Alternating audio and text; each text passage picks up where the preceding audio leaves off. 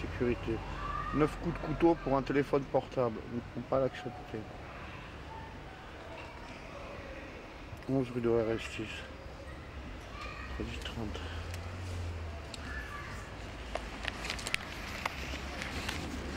Bienvenue sur ET Éternel. Bon, peut-être qu'on pourra y aller à 18 h. C'est les vœux de Jacques Victor. Je l'aime bien, c'est mon élu lui. Ça se trouve il est un peu phoque mais c'est pas grave. C'est familial là-bas. C'est pas de la politique de Vérole. Comme Monsieur Ciotti ou Escrosi. Enfin bref, si on peut on ira voir. Et on l'avait dit il y a quelques mois ça déjà. Résistance. Mais aujourd'hui aussi, on ne peut que se souhaiter des vœux de résistance, des vœux de lutte, des vœux d'engagement, des vœux de mobilisation pour, dans cette ville comme dans le pays, imposer d'autres choix et faire en sorte, effectivement, qu'enfin se construise ce changement tant attendu et dont on peut dire encore aujourd'hui que ce changement se fait plus qu'attendre. Ce soir, donc, les 3 élus de Nice vous reçoivent dans cette salle, la salle L'Orécart. Permettez-moi là au passage un petit satisfecit personnel, parce que si aujourd'hui on peut vous recevoir dans cette salle qui a à côté des salles de sport, qui au premier étage a des salles destinées aux associations, on peut dire que le conseiller général de ce secteur que je suis y est pas pour rien, puisque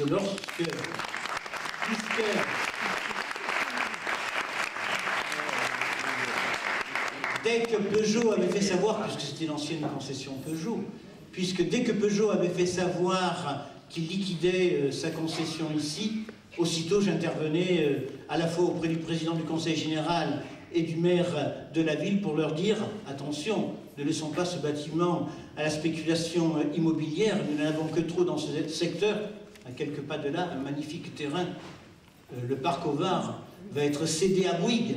Le cadeau de M. Estrosi à Bouygues avec 182 logements va être cédé. C'était le seul poumon que nous avions dans le quartier encore.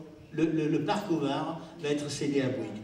Donc, un petit satisfecit, je disais oui, effectivement, on y est pour quelque chose, sans doute les militants de ce secteur, l'élu de ce canton, même si par la suite, bien entendu, c'est le Conseil général des villes de Nice qui ont réalisé ce bâtiment, dont on ne peut que se féliciter, à la fois parce qu'il a permis à ce qu'il y ait des salles de sport pour le collège Jean Genot à 2 pas, qui n'en avait pas jusqu'à maintenant, et c'était problématique pour que les jeunes gens puissent effectivement pratiquer le sport, et en même temps, avec le mouvement associatif, depuis fort longtemps, des années je pourrais dire, nous avions milité pour qu'enfin dans ces quartiers, la ville de Nice, parce que du port à Bon Voyage, il n'y avait aucune salle pour qu'on puisse à minima pouvoir se réunir, comme c'est le cas ce soir. Il n'y en avait pas non plus pour mouvement associatif et culturel, et donc de ce point de vue, on peut dire que nous avons gagné une bataille, c'était la moindre des choses. Donc, notre rencontre de ce soir, non seulement elle se situe au moment des vœux, je l'évoquais tout à l'heure, mais elle se situe aussi au moment où se lance une grande campagne nationale afin que soient combattues les idées de résignation, les idées de fatalité que l'on veut nous imposer au quotidien, ces idées qui devraient nous faire accepter, je ne sais, toutes ces mesures, telles que la casse du Code du travail, mais je ne m'étends pas, la casse du Code du travail, il y a une quinzaine de jours maintenant, non, il n'y a aucune fatalité, il n'y a aucune résignation à avoir. Je disais tout à l'heure des vœux de mobilisation, de lutte, de résistance et d'engagement, et sur cette question de la campagne contre l'austérité, parce qu'il y a d'autres choix à faire, ils sont possibles, je cède la parole à Emmanuelle Gaziello, conseillère municipale, conseillère métropolitaine.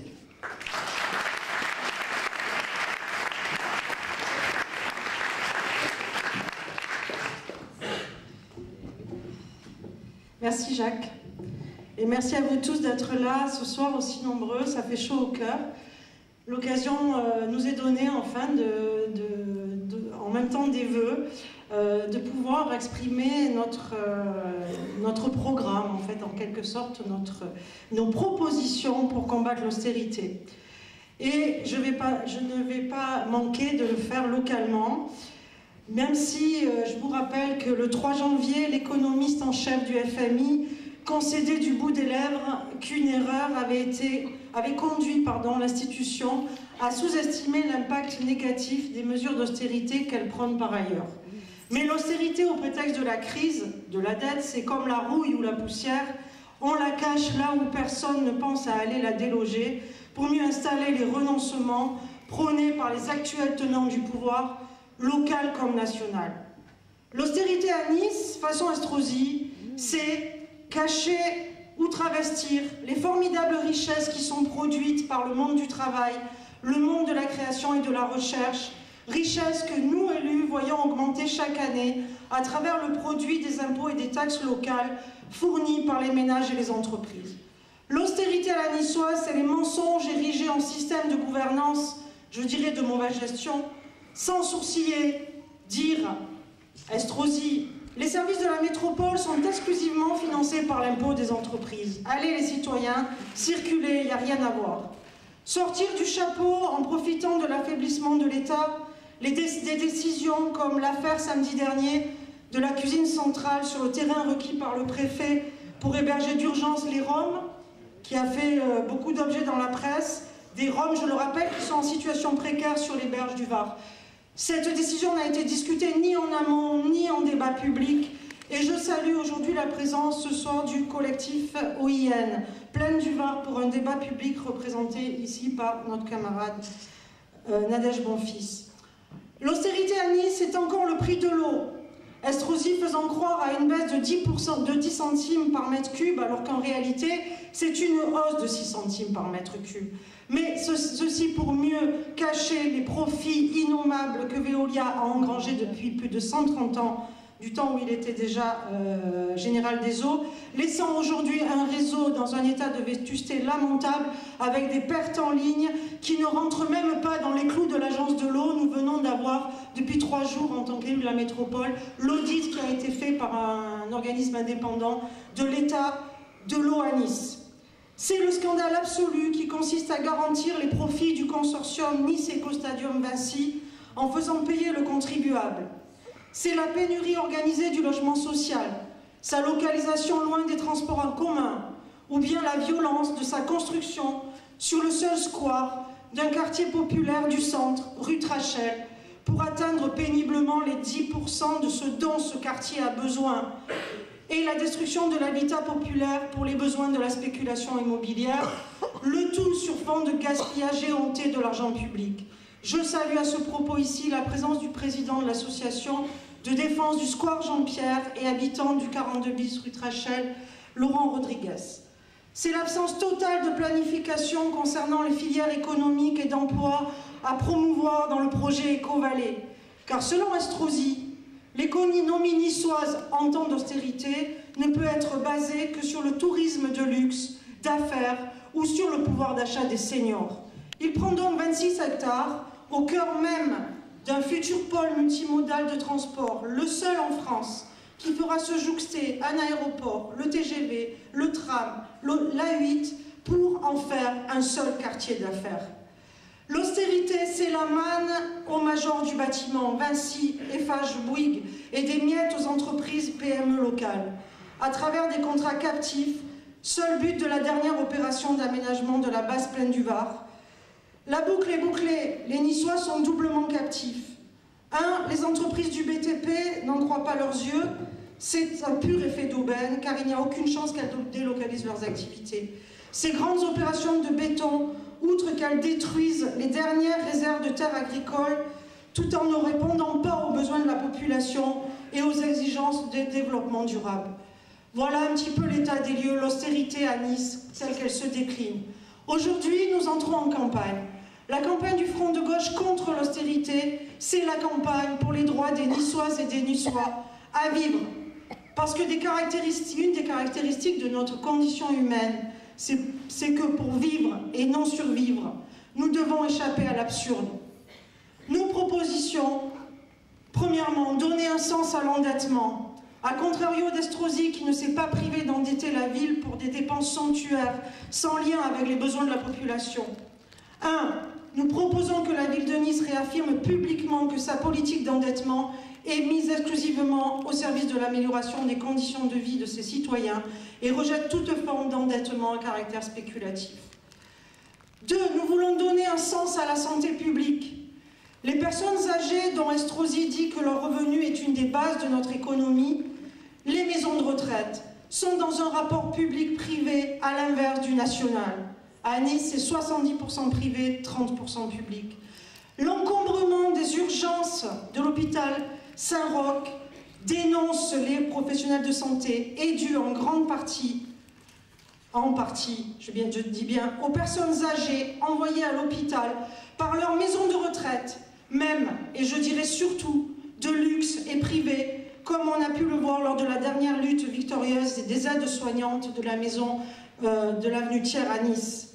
Maisons de retraite de luxe et privées incapables de prendre en charge les soins usuels, violant ainsi l'entrée des urgences sur des motifs mensongers, empêchant les urgences de remplir leur rôle véritable. Là, nous sommes au cœur de l'économie de l'offre. Baser les profits présents et à venir sur un marché au lieu de planifier une filière publique de santé. Nos propositions santé, assurer la promotion des centres de santé et le respect de leur vocation initiale d'accès aux soins pour tous. À Nice, c'est faire du bâtiment de l'hôpital Saint-Roch, après le transfert des spécialités hospitalières à Pasteur II, un grand centre médical municipal de santé, où toutes les Niçoises et Niçois pourront venir consulter, même s'ils n'ont pas de complémentaire santé. Un grand centre qui, de la mère à l'enfant, de la femme seule à la personne âgée en détresse, du jeune en grande précarité au drogué ou alcoolique, autre partie de ceux, entre guillemets, qui encombrent les urgences, accueillerait sans distinction pour conseiller, établir des protocoles de premiers soins, diagnostiquer. Reconquérir une pédiatrie publique pour la 5e ville de France, et c'est la compétence du maire, en tant que président du conseil de surveillance du CHU. Je salue ici la présence de syndicalistes CGT Santé publique qui sont à la pointe de ce combat, et c'est aussi le nôtre, car une pédiatrie publique, c'est l'assurance d'un travail de concert avec les technologies médicales innovantes et la recherche médicale. Une filière d'emploi bien formée dans le secteur public d'assistance aux personnes dépendantes ou de promotion du savoir-faire des seniors à travers une économie solidaire et sociale qu'on oublie bien souvent. Et puisque la métropole a été créée par Estrosi dans le but d'agrandir le périmètre des marchés publics ou privés, utilisons-la pour renforcer le service public des hôpitaux ruraux, seul garant aujourd'hui de l'accueil santé du haut pays. Sans oublier que la lutte pour l'emploi dont nous nous sommes fait les champions, c'est aussi la lutte pour le financement de notre protection sociale. Troisièmement, nous voulons donner un sens au logement et à l'économie qui s'y rapporte, pour en finir avec la gestion clientéliste du logement social et la mainmise des grands groupes sur la construction. Localiser le logement social, je rappelle que 70% des Niçois y est admissible, le long et autour des grands axes de transport en commun, en partant du centre-ville. Réquisitionner et réhabiliter les locaux vacants à Nice, 12% en moyenne quand la moyenne nationale est 7%, sans compter les bâtiments publics vides. Établir dans les nouveaux quartiers une mixité d'activités commerciales et de services de proximité, de services publics, mais aussi de jardins partagés, qui, en favorisant l'essor des associations citoyennes et écologiques intergénérationnelles, comme je le disais tout à l'heure, redonneraient à l'éducation de nos enfants le lien à la terre et à la nature qui en ferait des gens différents. Le rétablissement de ses pleins pouvoirs à la formation professionnelle publique, démantelée par Sarkozy et Estrosi, je parle du logement, et cédée par morceaux à des officines privées qui ne sont pas intéressées par le secteur du bâtiment, dans la mesure où il faut investir pour les équipements nécessaires. Oui, les Vinci et autres Bouygues sous-traitent les chantiers à des PME étrangères au prétexte que la main-d'œuvre locale n'est pas qualifiée, mais ce sont eux qui ont supprimé la formation professionnelle. Enfin, donner un sens pour des filières d'emploi durables. Pour reconquérir les dernières réserves de terres agricoles, une filière agricole de qualité est en attente de promotion à Nice et en métropole, car aucun débouché n'est proposé aux agriculteurs, et nous le savons, puisque les 20% de bio fournis dans les menus scolaires le sont avec des grosses entreprises du bio non locales, car la ville n'a pas intégré le circuit court dans les marchés publics. C'est ce à quoi nous nous attacherons. Sur l'assiette du mine, non seulement nous le laisserons au cœur de ce territoire où son activité est légitime, avec la cuisine centrale, mais nous y rejoindrons une filière de PME innovante en matière de santé, imagerie, implants, microchirurgie, secteur non délocalisable et qui aujourd'hui est soumis au secteur de la concurrence. Enfin, nous voudrions donner un sens à la culture et je vois parmi vous des personnes qui essaient de vivre de leur art dans un collectif d'artistes de renom, dans la ville la plus belle du monde, où la culture est venue prendre racine, s'amalgamant à la culture locale, une ville qui ne dispose même pas d'une friche culturelle, d'une résidence d'artistes ou d'un service de mutualisation des ressources culturelles. Conclusion, je vais vite conclure, j'espère que je n'ai pas été trop longue. Devant l'absence, l'incohérence et l'absurdité des décisions qui sont prises aujourd'hui par ce pouvoir inféodé au capital, nous sommes prêts à tout moment à relever le défi qui consisterait à diriger cette ville, ce territoire sur d'autres bases. Et c'est parce que nous refaisons l'échec des stratégies menées par Estrosi auprès d'un endettement sans précédent de notre ville que nous faisons les propositions que nous faisons. Nous entendons faire de 2013 une année de construction d'une alternative aux politiques d'austérité, une année de consultation citoyenne pour des investissements dans les filières d'emplois pérennes, dans les services publics, pour des emplois où les salariés sont bien formés, bien traités, bien payés, pour une transition énergétique qui s'inscrive dans un cadre de développement urbain et durable. Pour conclure, Václav Havel disait « Avoir l'espoir, ce n'est pas croire que les choses vont se produire bien, c'est penser que les choses auront un sens. » En finir avec la crise, c'est rompre avec le passé qui a permis de l'engendrer, c'est œuvrer pour la justice sociale, l'égalité des droits, la transparence politique et fiscale, bref, la démocratie. Je vous souhaite et je nous souhaite à tous et toutes une grande année 2013.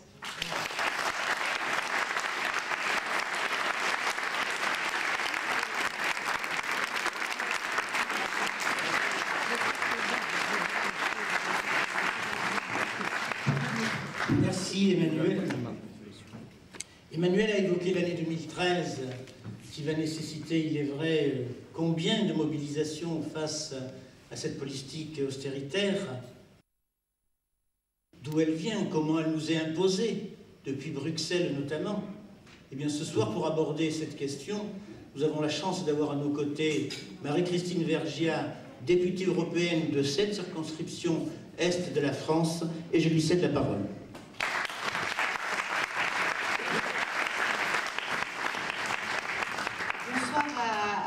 Et à toutes, merci à mes amis, les élus communistes de Nice, de m'avoir associé à cette soirée amicale. Je vais tout d'abord vous souhaiter à tous des vœux de résistance et d'alternative. Les deux mots pour nous sont des mots très importants. Oui, parce que plus que jamais, il faut résister aux politiques que l'on tente de nous imposer. Alors, je ferai un petit rectificatif par rapport à ce que tu dis, parce que moi j'en ai marre du « c'est la faute à Bruxelles ». C'est la faute à Bruxelles, c'est vachement facile. Et je trouve qu'un certain nombre de gens l'utilisent quand même un peu à tire-larigot. Bruxelles, c'est la capitale de la Belgique. Bruxelles, c'est le siège de la Commission européenne. Depuis 5 ans, on voit des politiques européennes qui sont effectivement mises en place de façon systématique avec un seul but, une seule obsession, à réduire les déficits budgétaires. Et ça veut dire casse des services publics, casse des acquis sociaux, etc., etc. On n'a pas fini de mettre en place une mesure, qu'il y en a une autre qui arrive. Ça s'appelle 6-pack, 2-pack, semestre européen, pacte de stabilité, traité austéritaire, j'en passe et des meilleurs. Il paraît qu'on nous prépare un deuxième paquet avant la fin de l'année. J'ai même pas encore compris ce dont il est question. Et on a une fuite en avant en la matière qui consiste maintenant à nous dire on va enfin nous faire l'union politique. Je dis mais qu'est-ce que c'est que cette union politique? Qu'est-ce que ça veut dire l'union politique? Vous savez quelle est la mesure phare de leur union politique? De mettre en place un ministre du budget européen. Alors ça ne veut pas dire un ministre pour développer le budget européen, parce que parlons-en du budget européen. Le budget européen, c'est 1100 milliards d'euros. Ça peut paraître beaucoup, mais à l'échelle de 27 États membres, et sur 7 ans, parce que c'est le cadre financier pluriannuel, comme ils disent, c'est quand même assez dérisoire. C'est 140 milliards d'euros. Et vous avez sans doute entendu parler des discussions de marchands de tapis que sont en train de nous faire nos chefs d'État et de gouvernement pour savoir là où on va au mieux enlever des crédits, touchant notamment les principales politiques de solidarité qui existent au niveau européen, c'est-à-dire les politiques dites de cohésion, qui sont les fonds structurels et qui bénéficient en priorité aux régions pour rétablir les équilibres à l'intérieur des régions. Passons sur le fait que M. Cameron joue avec l'adhésion à l'Union européenne et qui renvoie ça, comme par hasard, après les élections législatives en Grande-Bretagne. Ce qui est assez catastrophique. Hein, je dis sur le ministre du budget européen. Il ne s'agit pas d'un ministre pour gérer le budget européen. Ça, on a ce qu'il faut, pour le moment, tout va bien. Il s'agit d'un ministre qui sera chargé de contrôler le budget des États membres, qui vérifiera que les politiques austéritaires sont bel et bien menées, et qui intégrera, parce que ça n'était pas encore assez explicite dans le traité austéritaire, qui mettra en place des outils chargés d'examiner en même temps les budgets des collectivités territoriales de l'Union européenne. Et il s'agit de pousser toujours dans le même sens. Alors, derrière les grands mots d'équilibre macroéconomique qu'il faut surveiller, c'est toujours les mêmes slogans. Il faut diminuer les salaires, il faut flexibiliser le travail, il faut aligner l'espérance de vie, aligner l'âge de la retraite sur l'espérance de vie, parce que trois quarts du temps, on n'ose pas dire augmenter l'âge de retraite. Donc, on aligne l'espérance de vie, l'âge de la retraite sur l'espérance de vie. On diminue le coût du travail, hein, et on diminue la fiscalité des entreprises, etc., etc. C'est toujours la même rengaine. Moyennant quoi, depuis 5 ans, quel est le résultat de leur politique? Je vais donner un indicateur parce que je ne vais pas vous assommer avec des chiffres. En 2008, la pauvreté à l'intérieur de l'Union européenne était de 17%. Aujourd'hui, elle est de 25%. Le chômage des jeunes ne cesse d'augmenter. Là aussi, je vais vous donner 2 chiffres.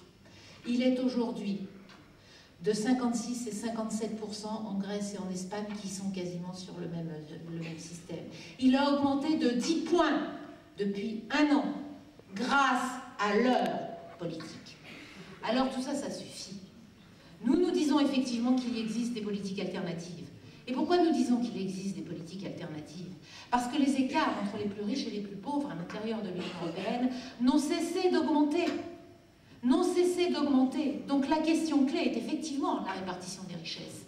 En arrêtant de faire des cadeaux aux entreprises sans contrepartie, en arrêtant d'aller soutenir les banques, toujours sans contrepartie. Parce que qu'est-ce qui s'est passé en 2008?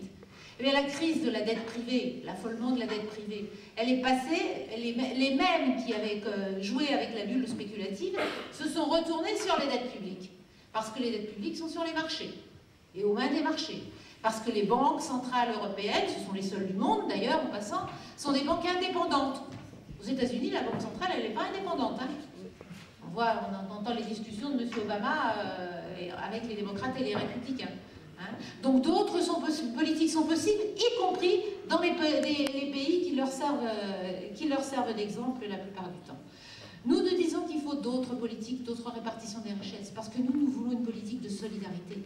Nous considérons que venir en aide à la Grèce, à l'Espagne, au Portugal, c'est pas faire en sorte qu'ils aient les taux d'intérêt banquiers les plus élevés de l'Union européenne. S'ils sont dans la misère, ça devrait être le contraire. La Banque centrale européenne devrait être capable de leur prêter à taux zéro ou à des taux les plus réduits possibles de l'argent pour les aider à faire face à la situation de crise. Et pourquoi nous disons ça? Parce que si nous continuons comme ça, la bête noire qui est en train de s'installer dans un certain nombre d'États de l'Union européenne, en Hongrie notamment, Hongrie dans lequel les dérives autoritaires, on n'est pas capable de réagir au sein de l'Union européenne, et ailleurs, parce que de plus en plus se multiplient les alliances entre la droite extrême et l'extrême droite, qui font qu'on a des politiques xénophobes, des politiques de la peur de l'autre. Je viens de rencontrer le collectif Rome.